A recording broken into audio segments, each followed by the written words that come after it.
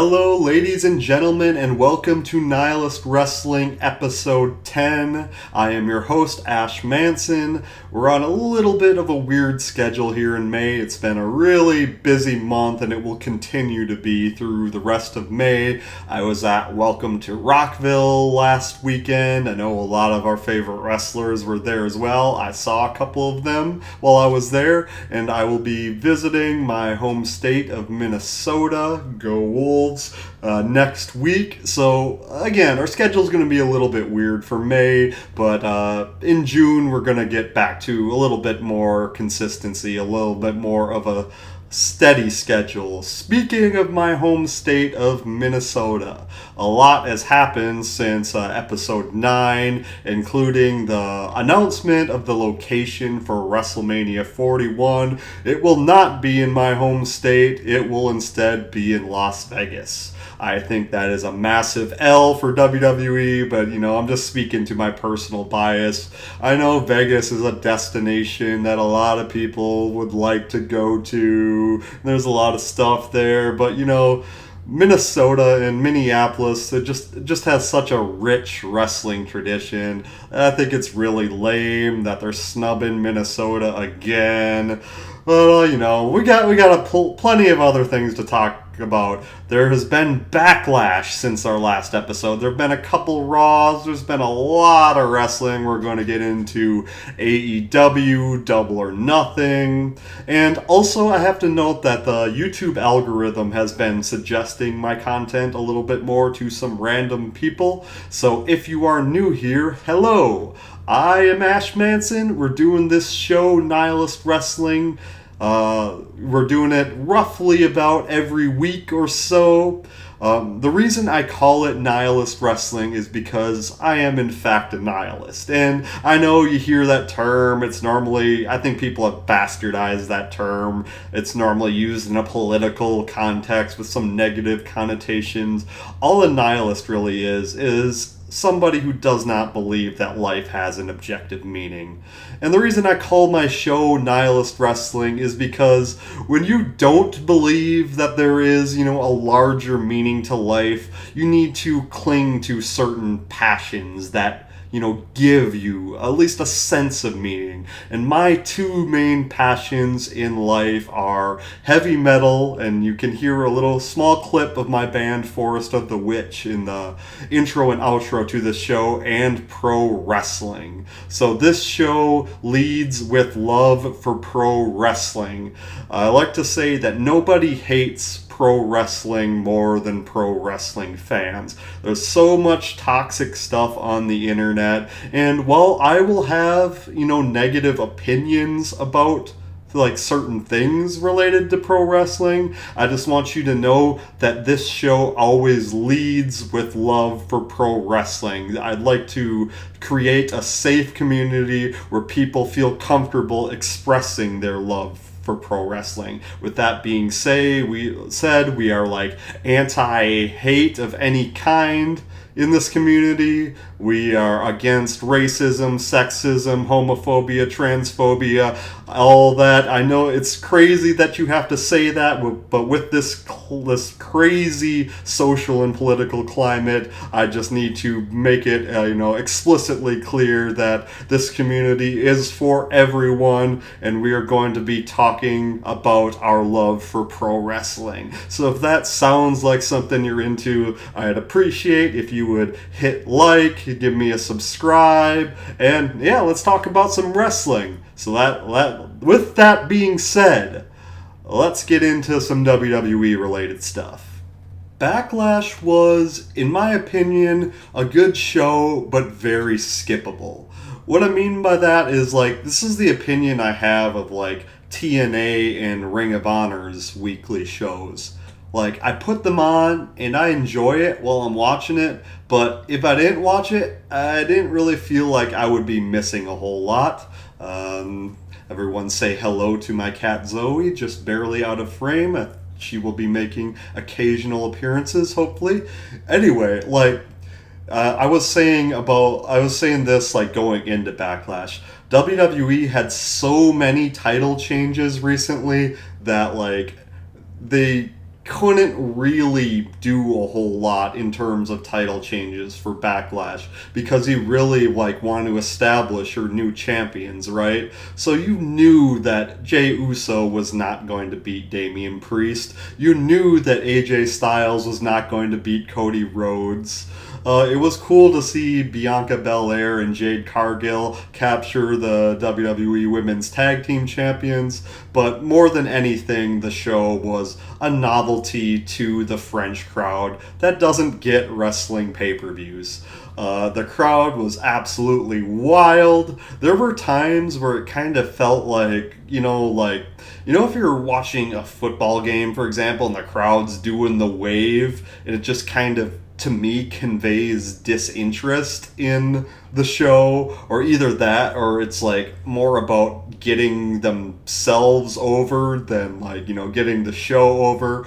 Sometimes it kind of felt like the French crowd was, in a sense, hijacking the show, but like I said, it's a novelty for them. They don't get wrestling pay-per-views like we get in the States, so that's all fine and all that. But the title of my last video was WWE cooling off while AEW heats up. And I thought overall Backlash, I wouldn't say it's an L, but it's a whatever, but the last couple Raws since Backlash have been pretty good, actually, because they've been establishing some of these NXT call-ups that I'm really high on, and I keep on talking about the new Wyatt family coming up.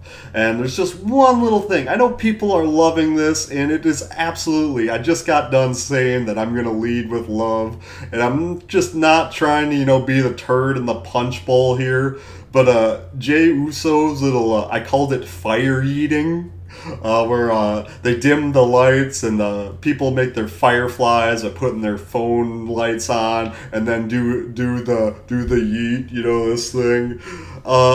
I thought that was really cool as a novelty, in France and all that. But now I see that WWE's dimming the lights when Jey comes out, so that can be a regular part of his presentation. And while that is so cool, again, I'm not trying to take away from it necessarily. I think the timing for doing that is just kind of bad because you're just about to unveil the new Wyatt family, and I think to be respectful to the legacy of Bray Wyatt, the Fireflies should be his, or it should be Bo Dallas's, or the Wyatt family. So, I wish they would kind of chill on the fire eating, but there have been a couple of teaser video clips. You scan the QR code, and I never do that in real time. I don't like pausing live television. I just wait for people on the internet to disseminate all this to me. There was a graphic that showed, one said 5/25, which I believe is the date of the King and the Queen of the Ring pay-per-view. I keep saying pay-per-views. It's the old wrestling fan in me. I know they're not pay-per-views anymore. They're premium live events. But that's what I mean when I say pay-per-view. King and Queen of the Ring is on 5/25. So I really, really hope they're going to debut the new Wyatt family. I think you can't drag that out too much more because people are going to start to get restless. There was another image that said 12/12/12 on it, I believe, and that was the day, December 12th of 2012 was when Eric Rowan debuted in the Wyatt family, so I believe that was foreshadowing him. I cannot wait. I just I really want to see this new Wyatt family. It's going to be very challenging with, the legend Bray Wyatt no longer being with us, but I'm so looking forward to seeing it. And that's a way that I think that WWE is going to be able to, kind of like create some excitement during this time of year, which is always the worst time of year. I know if you watched my last video, I'm going to be repeating myself a little bit, but coming out of WrestleMania until SummerSlam is normally the worst time of year for WWE because they don't have the big pay-per-view PLE for a while to build up to, and they're trying to keep excitement going, and it's normally a little bit challenging. The King of the Ring, King and Queen of the Ring, excuse me, is a very intriguing concept. I really enjoy, it's a nostalgic concept for me because I grew up in the 90s and all that, watching Stone Cold Steve Austin and Triple H and all these massive stars being created out of the King of the Ring. But in recent years, any contemporary King and Queen of the Ring, I don't really think it has done much for the winner. And I really hope they're able to change this now in the Triple H era. I know being King of the Ring meant so much to Xavier Woods, but it didn't really do a whole lot to elevate him. And another problem that the King and Queen of the Ring creates is the same problem that we had in AEW during the Continental Classic. Is, for one, it dominates so much of your television time that you're losing time to create meaningful stories, and two, it's going to create a whole bunch of cold matches that don't really have a backstory, and people might not have as much invested in them. But this time around, I think WWE's doing a really good job of making the matches in the King and the Queen of the Ring tournaments mean something a little bit more. Let's take a look at the brackets, and I'll give my thoughts and predictions on them. It looks so this is being recorded after Raw. This is a Tuesday. I might have this up by Tuesday. Maybe it will be Wednesday by the time I drop it. But the point is, it's before Raw. After Raw and before SmackDown.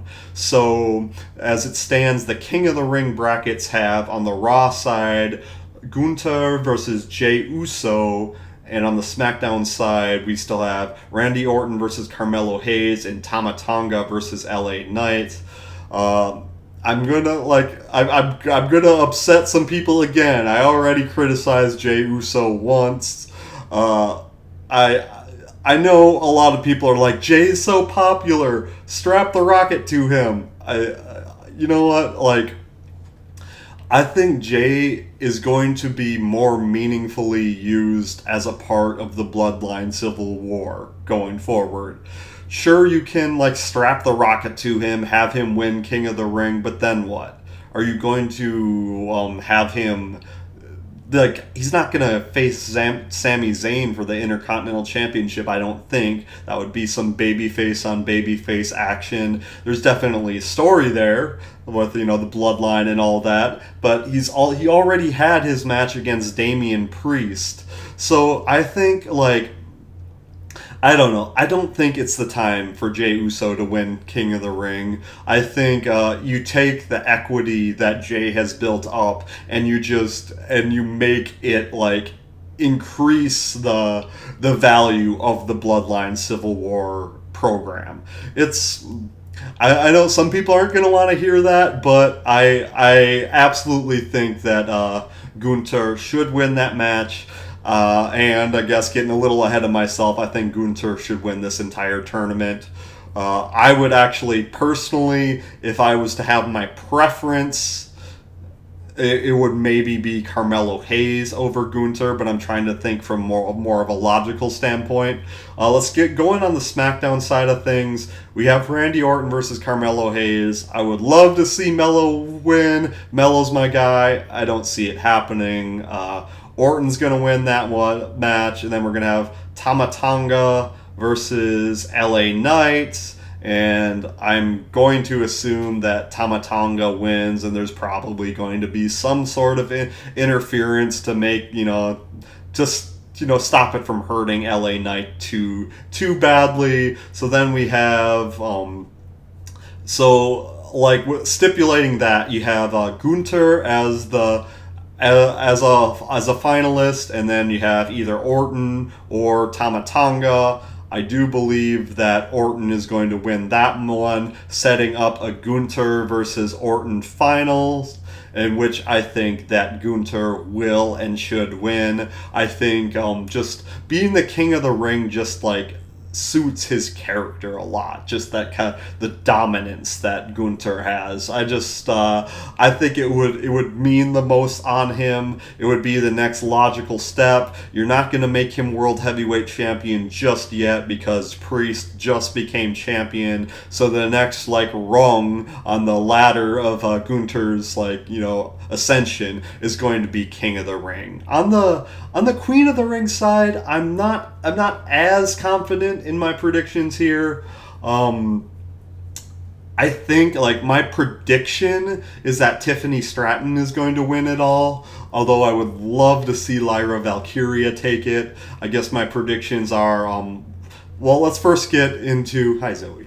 Let's first get into who we have remaining. We have Io Sky and Lyra Valkyria on the Raw side. I think that Lyra is going to take that. And then on the SmackDown side, Nia Jax versus Jade Cargill. I think Jade takes that. And Tiffany Stratton versus Bianca Belair. I think Tiffy has to win that because I don't think it makes a whole lot of sense to have Jade versus Bianca just yet. So I say Tiffany wins that. Maybe there's some underhandedness to, again, just like in the case of LA Knight, not make Bianca look bad. So then we're looking at, on the SmackDown side, that I believe, that would leave Jade versus Tiffany. And yeah, so I believe Tiffany will win that. I know they're Jade is still hot and they're still pushing her and all that, but Jade and Bianca have the tag team titles now. I think they got their lane at the moment. Of course, they are going to be, singles champions. In Bianca's case again, and in Jade's case for the first time in WWE. I just don't think right now is the time. So we're looking at a Tiffany versus Lyra finals in my prediction. And while I would love to see Lyra win, I am such a big fan of Lyra, I think it is in fact Tiffy time.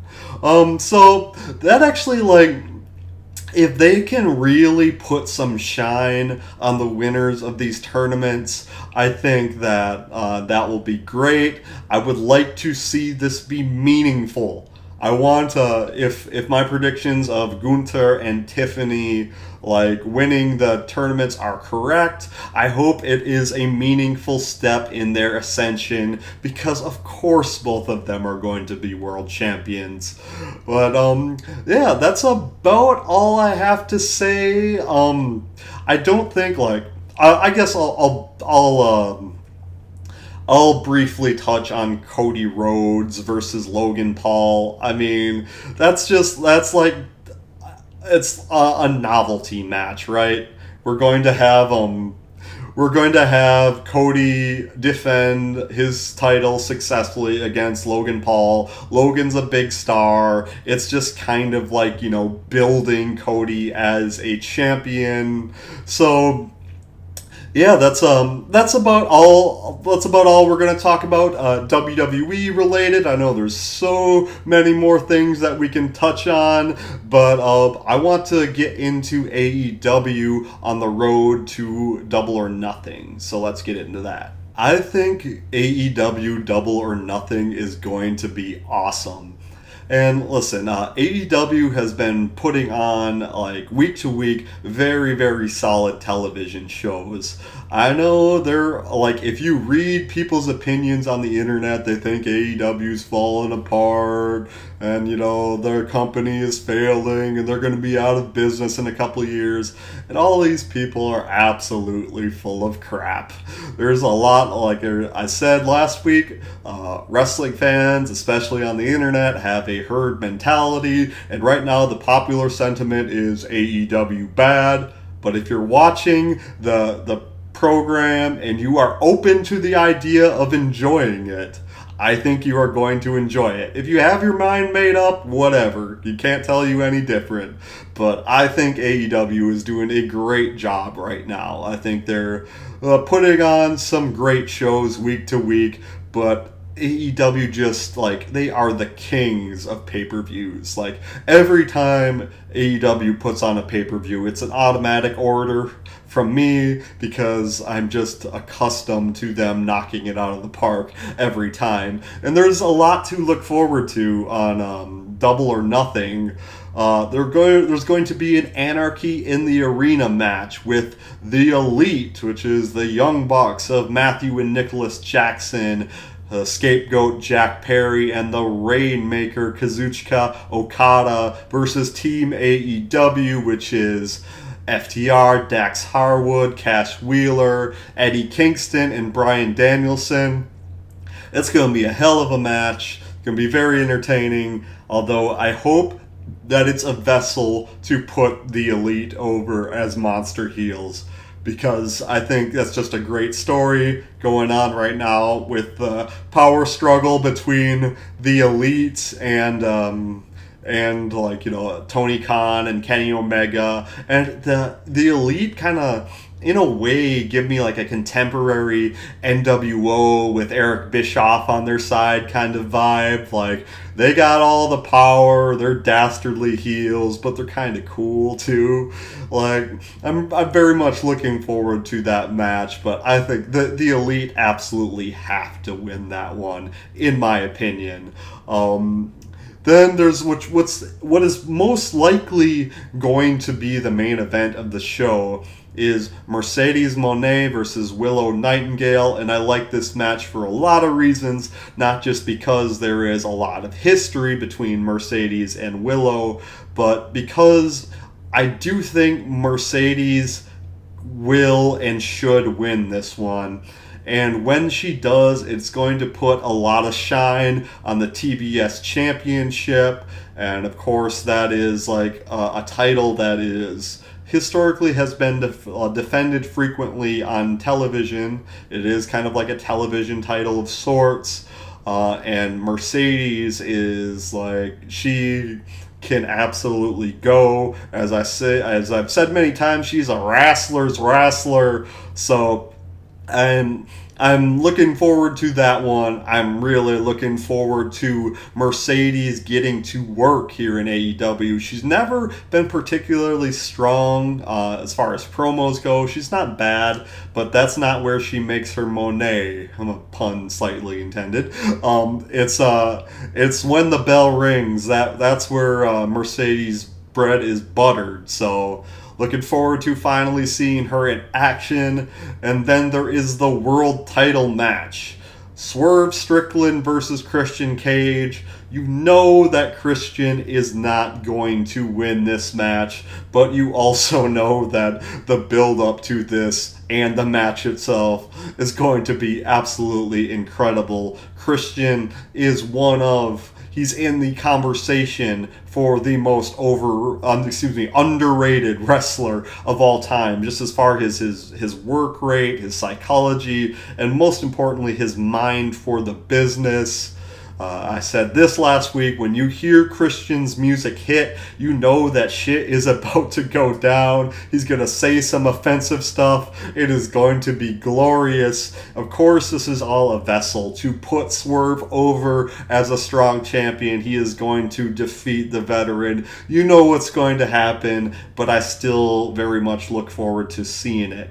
But there is one match that I am looking forward to, like head and shoulders above it all, and that is what I'm calling the House of Black versus the Judgment Day. And I know that is not like how the match is being billed. The Judgment Day is WWE's, intellectual property, and they are still very much a part of the show. Probably my favorite part of the show in WWE. But you have the leader of the House of Black versus the former leader of the Judgment Day. And of course, I'm talking about Malakai Black and Adam Edge Copeland.